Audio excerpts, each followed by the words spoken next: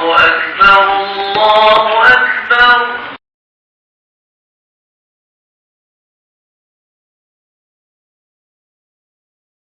بسم الله الرحمن الرحيم. الحمد لله رب العالمين، والصلاة والسلام على أشرف الأنبياء والمرسلين وعلى آله وصحبه أجمعين. اللهم علمنا ما ينفعنا وانفعنا بما علمتنا. اللهم فقهنا في الدين وعلمنا التأويل وزدنا علما يا رب العالمين. رب اشرح لي صدري ويسر لي أمري واحلل عقدة من لساني يفقهوا قولي. سبحانك لا علم لنا إلا ما علمتنا إنك أنت العليم الحكيم. ولا حول ولا قوة إلا بالله.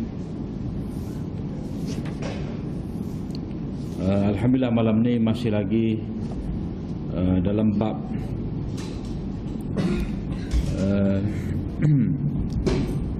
berkenaan dengan semaya malam, semaya tahajud. Itu hadis yang ke-444.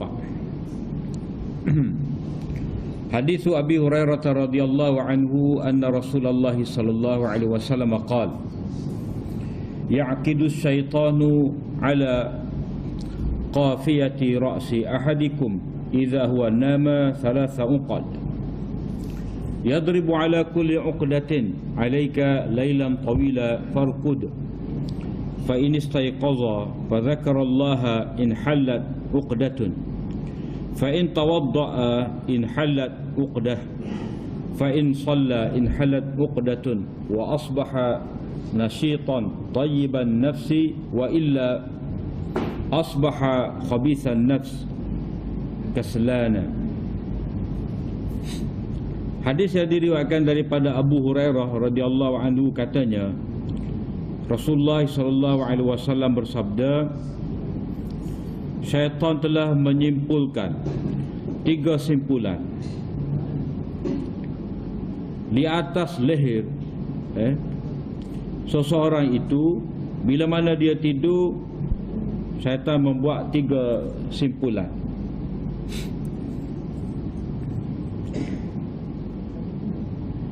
Pada setiap simpulan itu syaitan menepuk sambil berkata,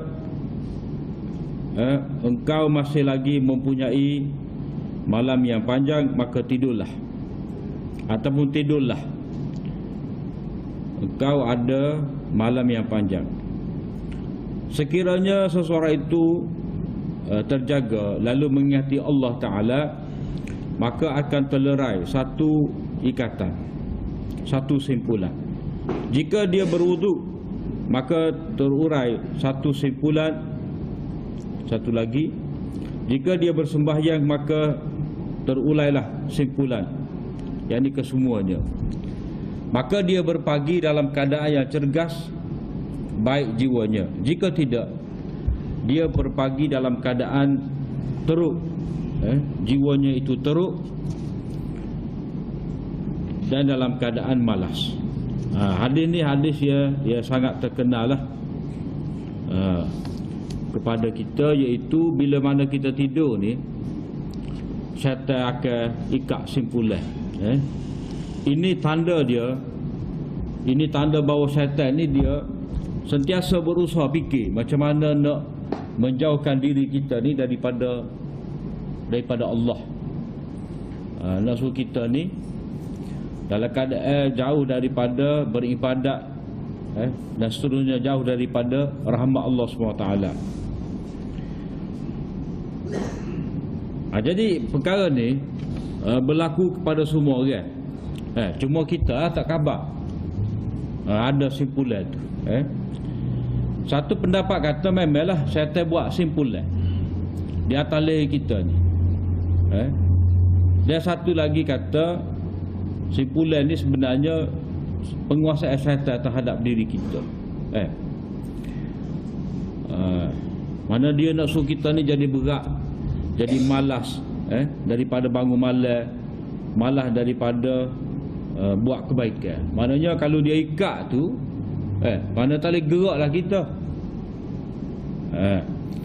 Mana seolah-olah syaitan buat simpulan ni, mana kita telah diikat kemah kemih daripada bangun, mana tekak kita ni, mana kalau kita tidur ni tak, qafiyah ni maknanya bahagian leher atas, bahagian kepala bawah.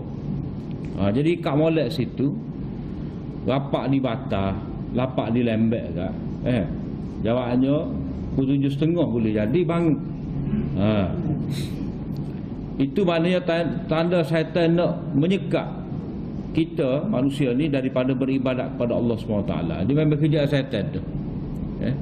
Kerja syaitan tu ni nak sekat kita. Itu maknanya gambar lah. Satu pihak ulama kata memang syaitan ikat betul. Sebab simpulan-simpulan ni biasanya dia menjadi amalan kepada ahli sihir lah. Bila dia nak mengemasai seseorang tu, dia ada simpulan-simpulan dia. Seperti mana yang kita baca dalam surah apa?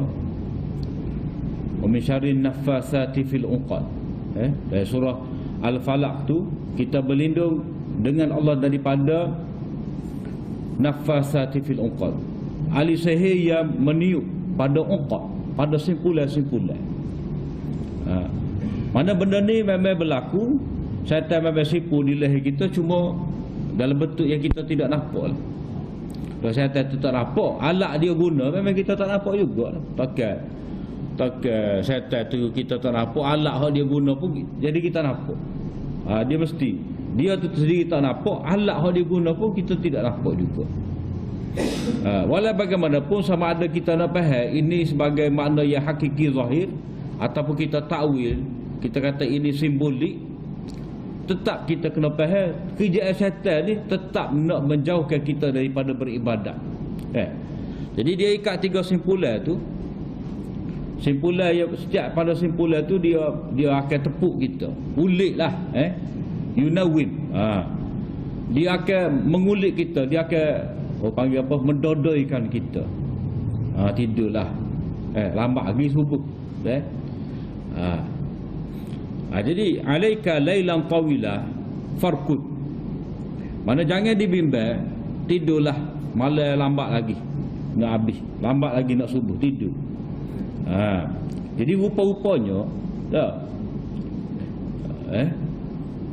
cerah dah. Moga kita langsing gelap, dah tidur ya langsing gelap, betul speaker masjid pun penuh. Sedaplah kita main, tak bunyi lagi orang bad. Sebab itulah kita terjaga saja tu, kita kena baca bismillah, ingat Allah Ta'ala. Jadi syaitan mari tepuk kita ni, dia kata tidurlah. Bila mana orang itu terjaga, lalu dia mengingati Allah, maka akan terbuka. Jadi ingat Allah SWT ni, dia tidak ada doa yang khusus. Mana-mana doa lah, mana-mana bacaan, asalkan ia tersebut nama Allah. Mudahnya kita kata baca doa tidur, baru bangun tidur lah, alhamdulillahillazi ahyana ba'dama amatana wa ilaihin nusyur. Ataupun kita baca akhir surah Ali Imran tu, inna fi khalqis samawati wal ard wa ikhtilafil laili wan nahar la ayatil liulil albab allazina yadhkurullaha qiyaman wa qu'udan. Baca tu. Ataupun baca sebelum ni kita jumpa dah Allahumma ja'al fi qalbi nura wa ja'al fi sam'i nura wa ja'al fil basari nura wa ja'al amami nura wa khalfi nura wa tahti nura. Bacalah mana-mana doa ataupun mana-mana ayat. Maka bila begitu akan terbukalah satu simpulan syaitan. Maknanya jadi korang lah kita khabar juga, baca doa lalu dah akan senang lah. Jadi maknanya hak ujung tu Nabi kata, bila dia baca, dia buat 3-3, maka dia akan jadi tayyiban nafs. Orang yang baik jiwa dia, orang yang cergas. Jadi satu saja dia baca, maka dia akan mendorong untuk kita buat hal seterusnya. Maknanya kalau kita celak butir mata, dah Lepas tu kita tengok je, dah baru 4:30. Subuh 10, tidur lagi. Saya tak kata je lah aku nak. Jadi jangan kita anggap syaitan ni nak sekat kita daripada semaya subuh je. Dia nak sekat kita daripada semaya tahajud, qiyamul lail. Mana nak suruh kita tidur pas cerah, dapat subuh. Jadi kalau dia tidak dapat elok kita kalau dia tidak dapat cegah kita daripada semaya subuh, setidak-tidaknya dia akan berusaha untuk cegah kita daripada semaya malam, semaya tahajud. Jadi bila kita tengok jadah, kita pun kata lambat lagi. Jadi kena lah kalau syaitan nak tu, juga dia tu. Jadi kita pun tidur. Kita pun tidur. Tetapi kalau kita terjaga tadi, kita baca doa, ingat Allah Ta'ala, tak kira lah kita terjaga, ingat Allah selalu. Kalau orang yang bimbang sebab ramak tidur tak bangun ni, tahu-tahu mati dah. Maka sudah situ. Jadi kalau kita fikir kita nak tidur ni mana mati. Jadi boleh jadi kita sedar, boleh jadi kita tidak sedar dah. Dua tu je kita ni, tidur malam ni. Jadi kalau kita tidur dalam keadaan kita bimbang bahawa inilah pengakhiran bagi kehidupan kita, dalam keadaan kita tak pasti, boleh bangun lagi atau tidak esok masa kita tidur tu. Jadi kalau kita boleh bangun, alhamdulillah, hidup lagi hari ni. Hidup lagi. Boleh nyawa lagi. Boleh selak mata lagi. Sebab orang mukmin ni Nabi kata tidak patut bagi seorang mukmin tu dia tidur melainkan ada wasiat tertulis di kepala mata dia. Tapi kita seorang apa tak tulis. Ada wasiat gapo? Wasiat ni lah hak mana hutang ada, hak mana-mana ada sakok tanda kita nak selesai dah. Kita nak wasiat rumah kita ke tanah kita tu dak lah.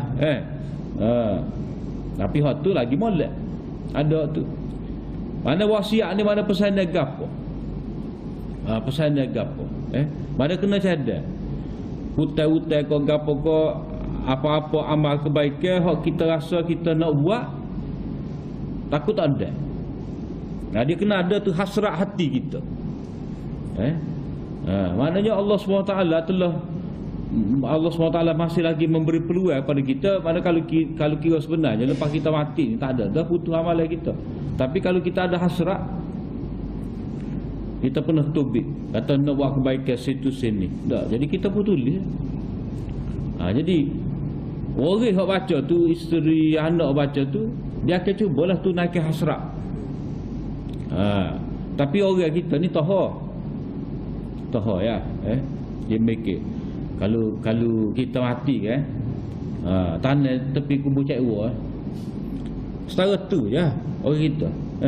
Padahal tanah mana-mana pun tidak menjadi gap, masalah. Tapi orang kita ni kira tanah dekat-dekat duk buat sama-sama dia tu tak jumpa. Kita tak tahu muka alam barzah ni lagu mana cerita tak tahu tepat. Walaupun kita kata sama-sama tanah kubur lundai, dia ada raudhatun min riyadil jannah, dia ada hufarum min hufarinnar, wali azubillah. Dia ada taman-taman syurga ataupun lubang neraka. Dua tu je. Jadi kita ni maknanya hak benda kita nak pesan, kalau kita mati biarlah benda kebajikan. Bos taruh nak tanah situ, tanah sini tak payahlah. Dah. Boleh ke? Boleh tapi gak. Sebut gitu sudahlah. Tak boleh. Demo pesan ni. Kena tanda situ. Kalau kita boleh buat. Kalau tak boleh, tak apa. Jadi kita sebut saja nama Allah, maka akan terbuka satu simpulan. Jadi korangnya. Dah. Jadi bila kita bikah bangun, kita berwuduk, satu lagi simpulan buka. Dan kita pun bangun semaya, maka simpulan ketiga buka. Jadi kira-kira hari tu Bila kita telah baca doa, telah berwuduk dan telah kita sembahyang tahajud, maka cergaslah. Cergas. Mana kita tu ceria lah gitu. Mana terbuka nak buat kebajikan. Thayyiban nafsi ni, mana dia dalam keadaan gembira, suka, cergas. Mana nak buat kebaikan mudah. Sebab apa? Sebab waktu tu kosong fikiran dia. Jadi takkanlah waktu tu dia nak buka TV. Buka TV kau nak gapo. Dia pahal dirilah kalau sedar waktu tu. Tapi lainlah kalau dia mau dia kau cijai tu nak bangun tengok bola. Tu tak boleh nak kata dah lah. Tak boleh nak kata apa dah lah. Innalillah lah. Dia kurang. Maknanya apa yang dikatakan sebagai baik jiwa dia tadi, mana dia bila mana sudah semaya tadi, dia tak ada fikir dah benda lain melainkan nak buat kebaikan. Nak buat kebaikan. Jadi dia akan ambil Quran, dia akan ambil wasabah, zikir ke apa semua. Dia akan geruk anak isteri dia. Tapi kerja syaitan ni tak sudah lagi. Kadang-kadang pukul 5.30 nyangging lu betak. Nyangging itulah kadang-kadang 7.30. Jadi tahajud subuh dak kena juga. Mana jerak syaitan ni dah tak sudah. Ada semacam. Jadi apa yang dapat kita fahami daripada hadis ni, zikrullah, berwuduk dan semaya ni dapat menghindarkan kita daripada syaitan. Kita kena memperbanyakkan semaya kita, zikir kita, pembersihan diri kita supaya kita jadi cergas. Mungkin bagi setengah orang wuduk tu tak padat, maka dia mandi. Mandi segar sikit putih mata tak? Cuma bagi setengah orang ni dia ada pengalaman dah lah. Biasanya kalau dia sembahyang tahajud ni, sembahyang tahajud ni boleh 4 rakaat dia nak tidur balik. Tak? Biasanya terbabah subuh tu ataupun lewat benar. Maka dia pada ketika tu dia kena memperbanyakkan lagi lah sembahyang. Oleh kerana dia bangun tu kita kata setengah jam sebelum subuh, nak tidur tak padat. Begitu juga kalau dia bangun sejam. Jadi dia isilah. Maknanya di sini kita kena belajar lah program ke apa, pengisian. Kita boleh semaya seperti dalam hadis-hadis kita baca bahawa ni semaya 8 rakaat tahajud, witir 3. Dah. Istighfar. Banyak ayat-ayat yang menyebut tentang pujian beristighfar pada waktu sahur. Apa kanu qalilan minal laili ma yahja'un wa bil asharihum yastaghfirun. Mereka tu sikit benar tidur pada waktu malam. Dan mereka itu beristighfar pada waktu sahur. Mana Allah SWT puji orang yang bertakwa ni, mana istighfar pada waktu tu. Istighfar pada waktu tu. Dan kita pula zaman ni kan, zaman pandemik ni dah mari wabak ni, pentinglah istighfar tu. Istighfar. Jadi istighfar tu tak payah mari stadium, mari hajat. Lagi bahaya. Sebab penyakit ni dia ada perkumpulan. Sebab itulah doktor ya, dia kalau ada perhimpunan jangan lebih daripada 50 orang. Tak boleh ramai-ramai, kena duduk jauh-jauh. Kalau tempat luar tu, kalau tu duduk bucu ni 50 orang tak apa. Kalau asalnya beripik gini, beripik gini ramai pula. Jadi mencegah tu lebih baik lagi daripada kita nak ubah. Jadi tak payahlah kita sibuk nak buat perhimpunan semaya hajat di stadium, tak payah. Cara mana? Kita istighfar. Istighfar sebelum subuh. Dah. Minta dengan Allah SWT. Cuma kena pakat-pakat lah.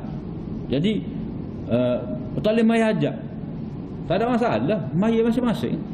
Sepuluh skala lah bapak kita ni. Dah. Semaya sendiri-sendiri, minta dengan Allah SWT. Masing-masing dia kena ada fikir macam mana nak selamat diri kita. Bak ni tak boleh kata tak apalah kita minta tu lebah, tu alim. kita semua istighfar. Orang panggil istighfar jama'i. Istighfar jama'i ni mana setiap daripada ahli qaryah kena beristighfar, di rumah masing-masing kena ada. Walaupun tidak berjemaah di masjid, tapi masing-masing tu ada. Dia jemaah juga tu dia panggil. Berjemaah mana peringkat lapis setiap lapisan masyarakat di rumah masing-masing. Dia kena ada istighfar, dia panggil istighfar apa? Jama'i. Masing-masing kena bertaubat. Baik masyarakat ahli qaryah, baik pemimpin-pemimpin, baik tutu imam, tutu alim, kena semua peringkat kena istighfar. Baik orang yang kena penyakit, baik orang yang tidak kena. Dia kena pakat istighfar. Sebab kita tidak tahu gapo sebenarnya Allah SWT nak daripada benda ni. Wabak pandemik ni, gapo sebenarnya Allah SWT nak. Hikmah dia kita tak tahu. Tapi ahli kita ni, seperti mana banyak dari ayat-ayat Al-Quran menyebut, istighfar ni akan menolak bala. Jadi istighfar ni dan juga taubat. Sebab kita tidak tahu kesilapan kita, kekurangan kita. Mana kalau bertaubat tu pun dah jelas dah kita buat. Al-istighfar ni maknanya kesalahan yang kita tidak tersedar, tak khabar ada sikit sebanyak. Jadi sikit sebanyak kalau ada sikit-sikit saja, mana banyak juga lah.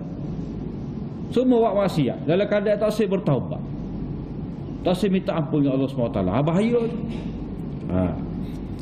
Jadi bila kita bangun malam ni, kita ingat pada Allah SWT dengan berzikir, berwuduk dan semaya. Kemudian semaya di sini, setengah ulama kata oleh kerana semaya ni untuk membuka ikatan syaitan keseluruhannya, maka di sini semaya tu dia panggil semaya yang ringkas lah. Sebab apa? Sebab kata tadi dia ingat nama Allah, satu ikatan terbuka. Dia berwuduk, satu ikatan terbuka.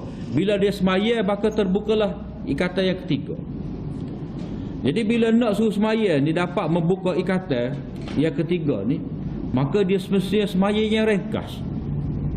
Kalau semaya tu setengah jam, 2 rakaat setengah jam, tak terbuka lagi. Siapa secara tu lama faham.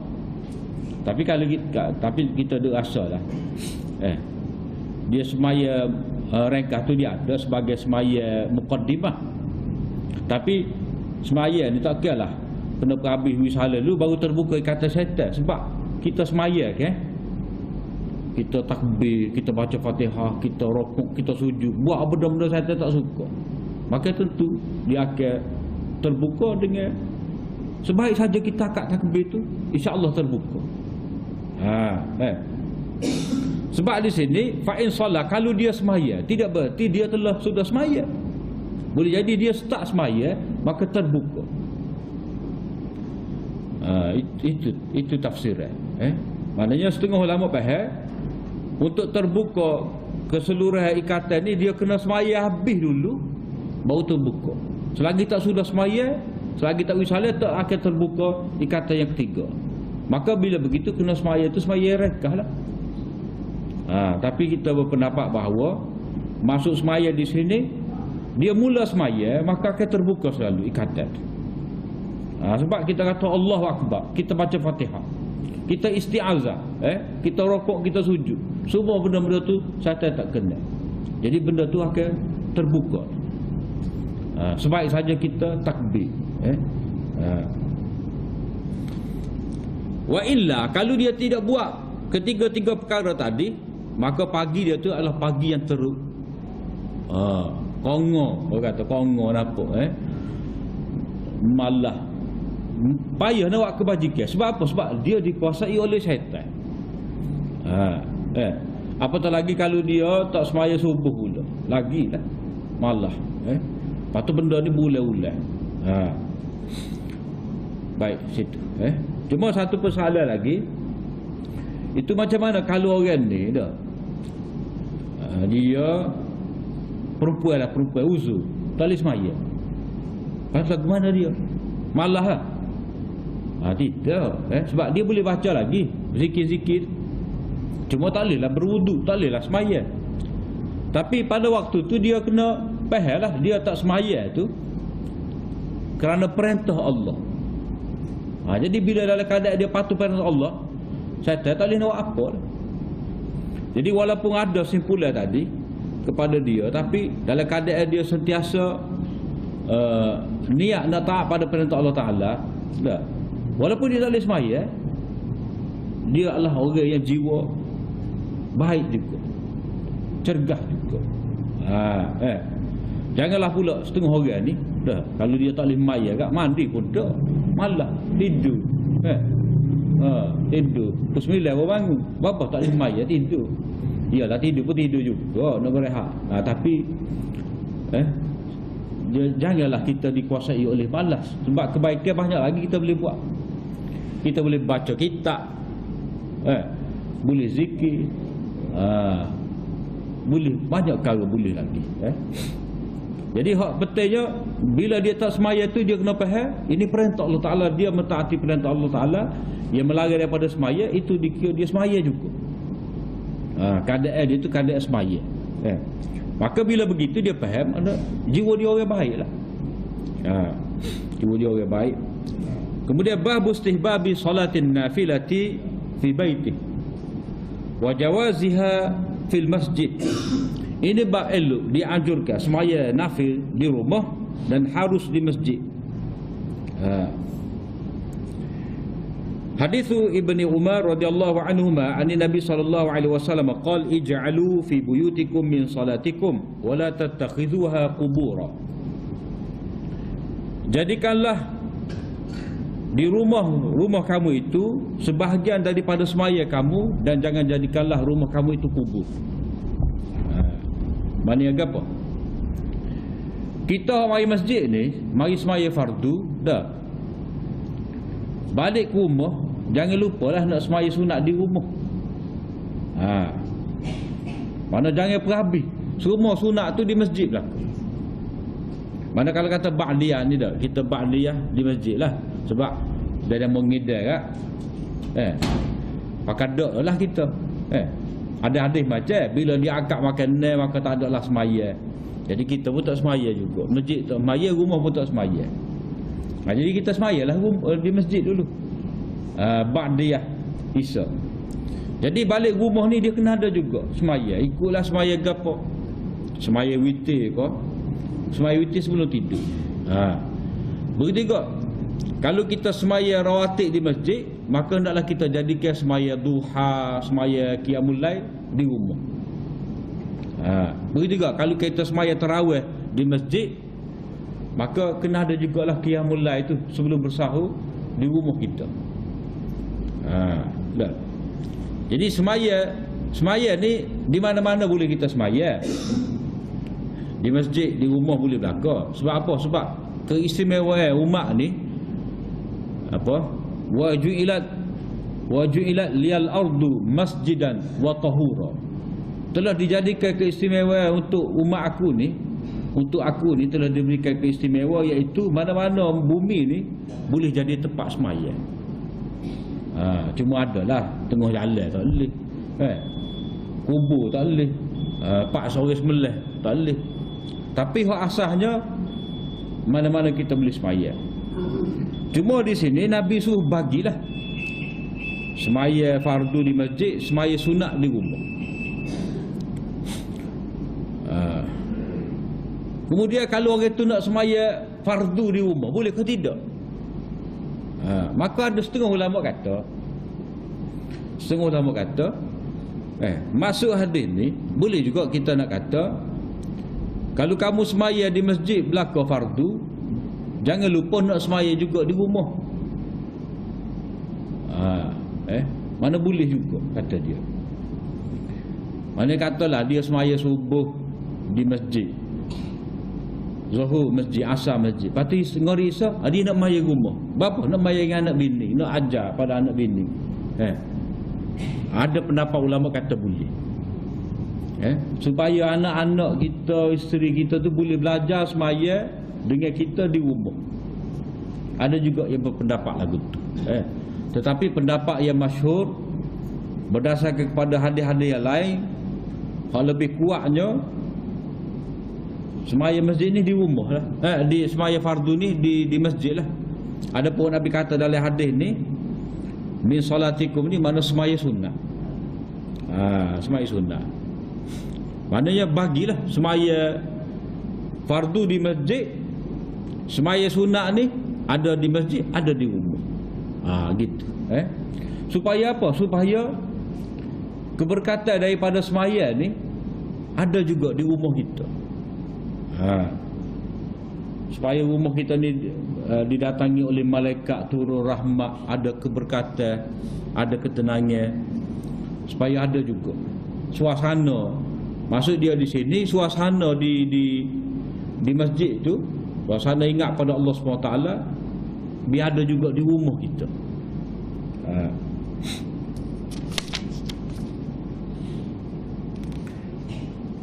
Begitu juga Nabi suruh kita semaya di rumah ni, sebab semaya di rumah ni lebih menyembunyikan amalan kita daripada orang. Sebab kalau orang tahu, mudah kepada kita kena penyakit riak. Dah. Jadi kalau kena penyakit riak ni kan, habislah amalan-amalan kita ni. Kemudian di sini Nabi SAW menyebut wala tattakhidhuha qubura, dan jangan jadikanlah rumah kamu ni sebagai kubur. Apa Nabi kata rumah ni jadikan sebagai kubur? Setengah ulama kata maksud jangan kamu jadikan rumah ni kubur, mana cerita lain. Maknanya pertama Nabi kata kena semaya juga hak sunat di rumah. Ayat yang kedua ni jangan jadikan rumah ni sebagai kubur. Maknanya siapa-siapa di kalangan kamu hak mati ni jangan tanam rumah. Mana kena tanam di perkuburan orang ramai. Lepas tu orang kata Nabi tu dia tanam rumah dia. Nabi lain. Nabi lain. Nabi ni cerita lain, khusus Nabi. Abu Bakar, Umar tu tu tak kira lah. Sebab apa? Sebab dia bila diceritakan hadis pada kita ni, Nabi kata aku Abu Bakar, Umar, aku Abu Bakar, Umar. Tiga ni semacam. Mana Nabi naik atas bukit pun aku Abu Bakar, Umar. Nabi duduk dalam kebun pun aku Abu Bakar, Umar. Mana rapat mereka bertiga tu. Jadi hal tu tak ada orang persoalan. Tak ada orang persoalan. Jadi hak tanah kubur yang ditanam di rumah ni mana Nabi je. Ada pun lain dia kena tanam di perkuburan umum lah. Supaya apa? Supaya banyak perkara lah dapat dielok.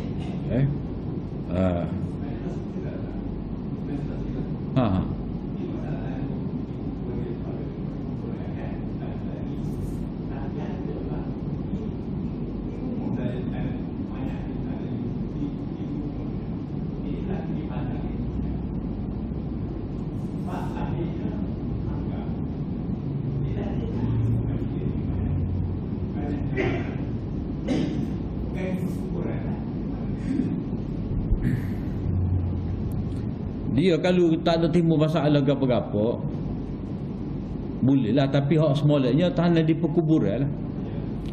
Sebab gini, kalau duduk dalam rumah dah, dia takut mudah terdedah pada kesyirikan. Kesyirikan. Jadi macam dulu ke orang dulu ni bila mati dia lukis gambar. Dah. Lama-lama dia akan buat patung. Lepas tu biasa ni dia orang kira bila kubur tu dah, orang dalam kubur tu kalau orang soleh kan, dia nak interaksi lalu. Dia akan pergi kecek dengan orang dalam kubur. Dah, lagu mana cerita nama dalam kubur dah. Boleh kau tolong-tolong kita hak hidup ni? Janganlah tolong-tolong siapa Tuhan kita nak tugas ni. Dia ada lalu tu. Orang panggil istighasah, minta pertolongan daripada orang mati. Sedangkan dia dengar kau tidak tahu, kita kecek. Tak.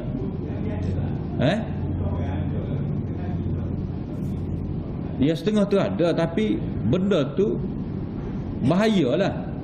Bahaya. Satu lagi, bila kalau kata rumah tu dikubur, dia masalah kubur ni kita tak boleh masuk dalam keadaan selipar sebenarnya. Nabi pernah lagi seorang sahabat, dia pakai selipar sibtiyah, satu jenis selipar. Jadi satu jenis selipar yang mewah lah. Dia masuk dalam perkuburan dengan pakai selipar. Nabi marah sebab selipar tu selipar yang jenis mewah. Jadi keadaan yang mewah duduk dalam kubur tak sesuai, sebab kubur ni mengingatkan kita pada mati. Jadi orang mari kubur dalam keadaan kemewahan, bercanggah lah. Jadi sekarang ni dia duduk dalam rumah tu dalam keadaan kemewahan, makan sedap, kubur ada. Jadi dia tengok mai kubur tu tak ada teringat kepada mati. Kerah hati aku tu. Dia boleh bersukaria sebab kita rumah ni kita yalah, kita dengan anak-anak kita bersukaria, dengan isteri kita bersenda gurau gapo semua. Jadi dalam rumah tu ada kubur, dalam pagar rumah tu ada kubur. Jadi kalau kita balik pada tujuan kita ziarah kubur, nak ingat mati. Jadi oleh kerana kubur tu duduk dalam rumah dah, lepas tu kita tak boleh nak elak daripada buat benda-benda tu tadi. Maka tujuan daripada ziarah kubur tak ada lah pada kita. Jadi kita jadi lekor dengan dunia. Tengok mati, tengok kubur, tapi tak ada mengingatkan pada mati, tak ada. Dia panggil apa ni? Tawar dah. Sebab itulah tak boleh jadikan rumah tu sebagai kubur. Begitu juga kalau rumah tu jadi kubur, kita nak duduk mana? Sebab Nabi larang kita duduk atas kubur. Duduk atas kubur. Lepas tu satu lagi, bila kubur tu dalam, katalah dalam pagar rumah kita, dalam pagar rumah kita ada kubur. Jadi orang yang mari ziarah kubur ni, dia akan baca doa, Assalamualaikum ya alal qabri. Doa tu lah yang masyhur pada kita tu. Jadi bila kubur tu duduk dalam rumah, jadi oleh kerana tuan rumah tu sendiri kalih dah. Jadi tak ada apa-apa lah. Tak ada doa untuk dalam kubur. Bila kubur tu duduk di luar bersama dengan orang lain, orang lalu akan sentiasa doa untuk orang kubur tu. Maknanya kalau dia buat kubur dalam pagar rumah dia telah menyekak doa orang Islam untuk diri dia. Sebab itulah kepentingan moleknya kubur tu biar duduk sekali, orang lalu pun boleh doa. Orang lalu boleh doa. Doa. Orang akan istighfar untuk dia. Jadi maknanya rugilah. Rugi daripada mendapat doa orang ramai. Mana di sini jangan jadikan rumah kamu ni sebagai kubur. Maknanya tak boleh tanam mayat di rumah kecuali Nabi saja. Kecuali Nabi saja. Itu satu makna. Satu makna lagi, jangan kamu jadikan rumah ni sebagai kubur, iaitu kubur ni orang tak semaya. Kubur ni orang tak semaya. Sebab apa? Sebab kubur ni tempat kita tanam mayat.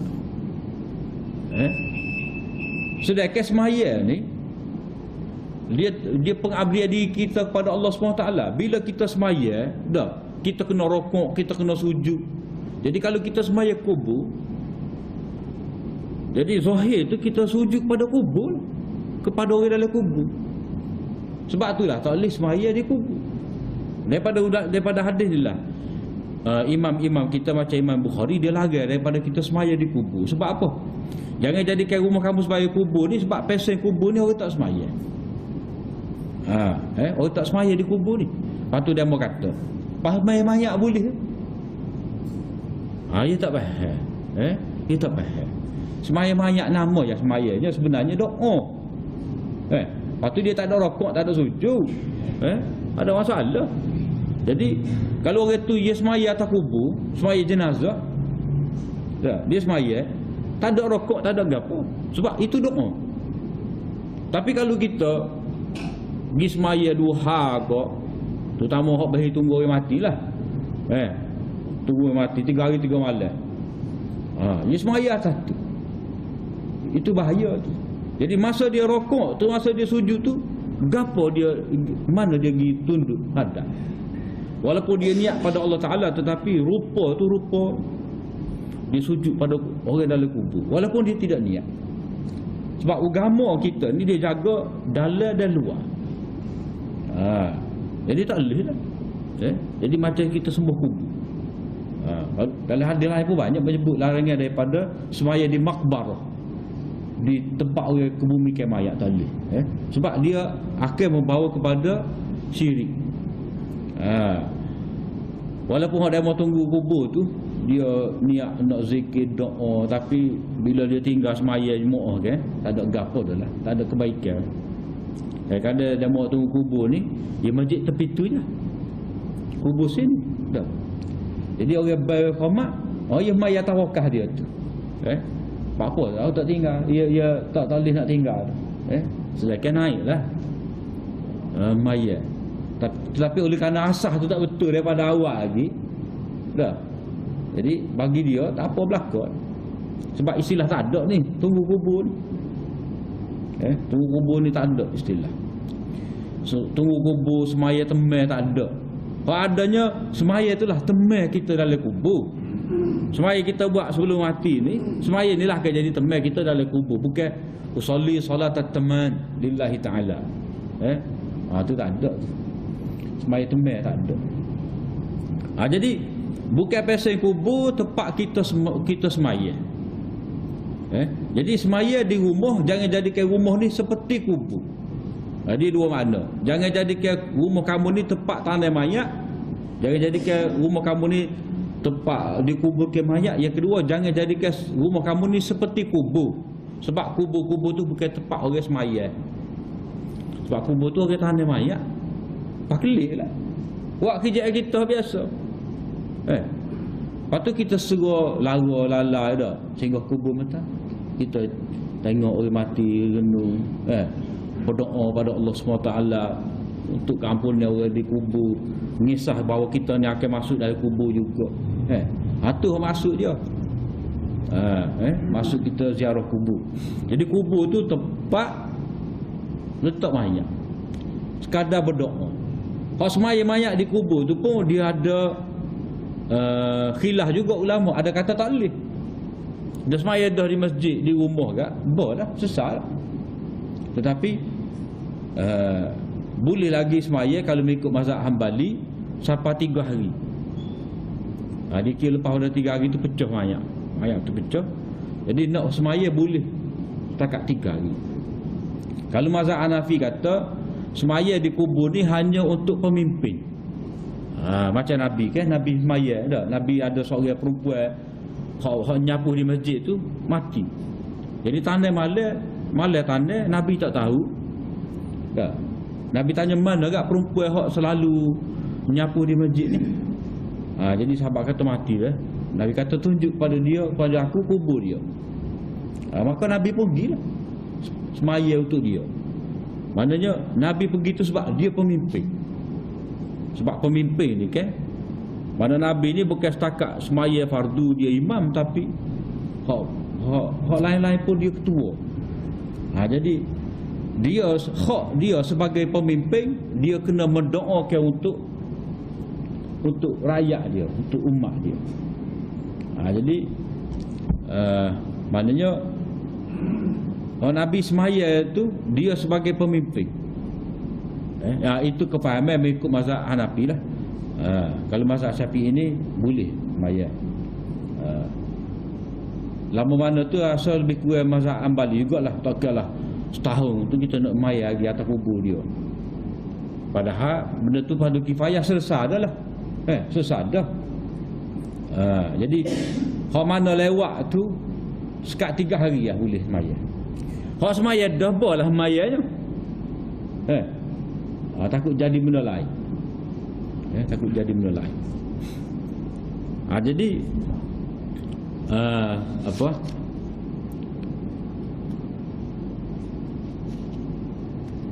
semaya di rumah ni sangat penting, sangat penting supaya rumah ni tidak kata jadi macam kubur yang sunyi. Boleh jadi juga masuk tu. Jangan jadikan rumah kamu sebagai kubur, maknanya jangan kamu jadikan rumah ni seperti kubur, senyap, sepi. Tak ada orang, tak ada orang duduk. Jadi rumah yang tidak ada orang semaya macam kubur, senyap rumah dia. Tapi gagang dengan benda lain, gagang dengan TV, gagang dengan radio. Kemudian lanjutan daripada ni, ada satu hadis lagi dekat-dekat tu juga, mengapa kubur ni, mengapa rumah ni jangan jadikan seperti kubur. Ini insya-Allah kita akan sambung minggu depan. Hadis Abu Musa Al-Asy'ari, perumpamaan orang ingat pada Allah dengan orang tak ingat. Jadi setakat itulah. Wa akhiru da'wana alhamdulillah.